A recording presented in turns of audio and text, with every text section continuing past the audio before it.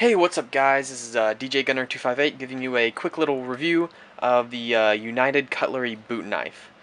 So, let's just get straight into this. I'm not going to talk too much about like philosophies of use or anything. I'm just going to tell you about my experiences with the knife, what I think about it, and if you should get it or not. Before we go into any of the features of this or what it's made out of or how it's constructed, let's just get this out of the way. It's about a $12 knife. I got it for about $13 at Smoky Mountain Knife Works in Tennessee. And I don't think you're going to find it for much more than that, than $13. And if you find it for like 20 bucks, you're overpaying for it, so just don't buy it there. But it's a very cheap knife. It's a fixed blade boot knife. Um, yeah, it's just cheap, so you're not gonna get like a SOG fixed blade qualities or anything. This is something you can just go out and buy just for fun. If you just think, hey, that looks cool, I want it added to my collection or whatever, this is probably a knife for you. You're not gonna shell out any big bucks for it. Um, so let's go ahead and get into this. So this knife, there's basically several versions out here, or several versions of this out on the market. They all just have different names. Like this one is the cheapest one by far, which is the United Cutlery version. I know Smith and Wesson makes one, and I think Colt makes one as well.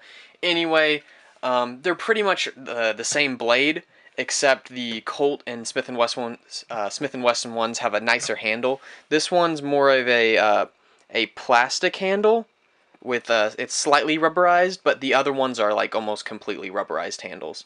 So in my opinion, you'd be getting a nicer rubberized handle if you went with the Colt or Smith and Wesson ones. Although you're going to be paying about $8 more for that feature.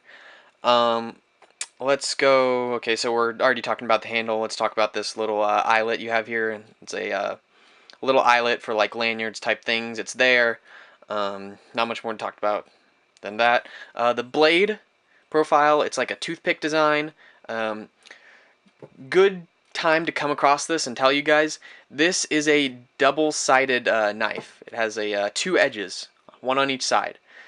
And for people, I know there's a lot of young kids on YouTube looking for knives and stuff like that. Just to get this out of the way, be extremely careful when you're getting a double-sided knife, because a lot of states um, consider that to be illegal if you carry it around or anything. Like most states, you can.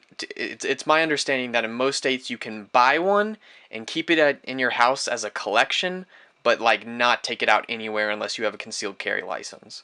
So just be extremely careful when you're buying this knife, because you know you could get in some big trouble. I'm talking like a felony if you get caught with this when you're not supposed to. So please be careful.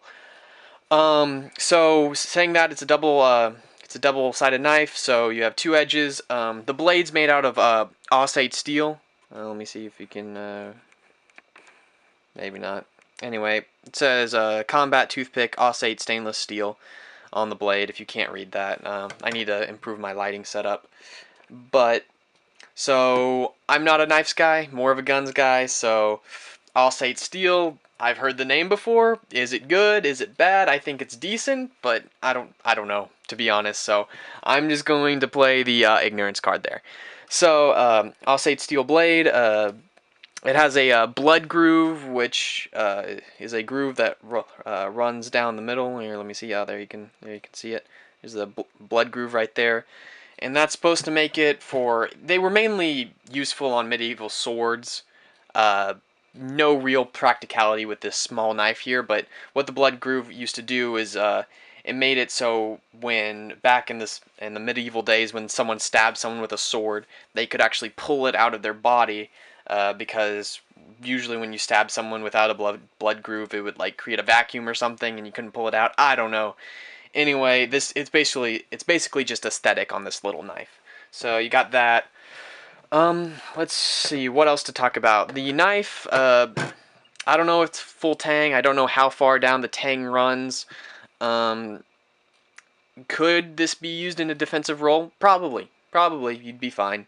Um, I know I kept it behind my bed for a while. I just like literally duct taped it behind my bed, or I duct taped the sheath there behind my headboard so I could get to it quickly. So if you want to have something that you can use to protect yourself, maybe. Again, not sure about the legal ramifications with using a double-edged knife behind your or in self-defense. So don't trust me there. So please just do your research with these knives. It's very dangerous, especially with double-edged knives and switchblades. Like you can get yourself in some trouble. So please, again, please make sure you know what you're doing. Here, I'll just move on to the sheath that it comes with. It's a nylon sheath, cruddy nylon. Again, this is a $12 knife, so you're not going to be good at getting like what's it called? Oh, I'm forgetting the brand. Whatever. You're not getting any high quality nylon. So will it do the job? Sure. I will say, okay. So sorry for the background noise if you hear any of that in my basement. So this came with a shoulder holster for the knife. And I'm guessing if people buy it and see the shoulder holster, they're like, ooh, I can carry this around. Again, don't do that unless you have a concealed carry license. What I will say that you can use this for, or I'm sorry, I'm talking about the shoulder holster. The shoulder holster was a complete piece of crap. Like, I mean, it was so uncomfortable. If you're buying it for the shoulder holster, don't, because it's terrible. Because I just threw it away. I'm just like, this is terrible quality. It's so uncomfortable. Never going to use it. Elastic's crud. But yeah. Now the sheath is okay. You got some rivets right here. Rivets right there holds it together. It's sewn, whatever. Anyway, thing right here is there's these Velcro straps. Gosh, this black stuff is. I got really bad lighting here. I apologize for that. But anyway, you got these black Velcro things. The Velcro's pretty crappy. So, you know, can you use this on Molly is probably what a lot of you want to know. If you have some sort of tack vest or Condor backpack, can you use that on Molly systems? The answer is kind of. I have a Condor level 3 assault pack, and I was able to attach it to the side, kind of. The spacing is awkward, I will tell you for that. Also, Velcro, not strong enough. I would not trust it if I'm actually, like, backpacking or something. I would probably, if I really wanted to use this sheath, I would probably get it on there and then, like, sew it on, because I do either that or put new Velcro on it, because it's kind of crappy Velcro. How it holds onto the knife is this little snap right here. It's okay. It's okay. There we go. Sorry about that. Knocked the tripod. Anyway, this little snap you have, it's not going anywhere. It can pull out like a tiny bit, not enough to reveal any of the blade portion of it. So it works. Can you cut this nylon sheath? Pulling it out, probably not. Going back to blade, the sharpness on it is not great. Again, it's not worth it, but if you wanted to get a better edge on it, you'd probably have to reprofile the blade, which, of course, on a $12 knife isn't worth it, because it's going to be more than the knife to reprofile it, unless you can do that yourself. Then, if so, go for it. But can you sharpen it? Sure. It's decently sharp. You're not going to be doing any huge cutting with it, so, or you shouldn't be doing any huge cutting jobs with it, so that's fine. The blade tip, which is what you're really wanting if you buy a double-edged blade, is your tip is going to be super sharp tip.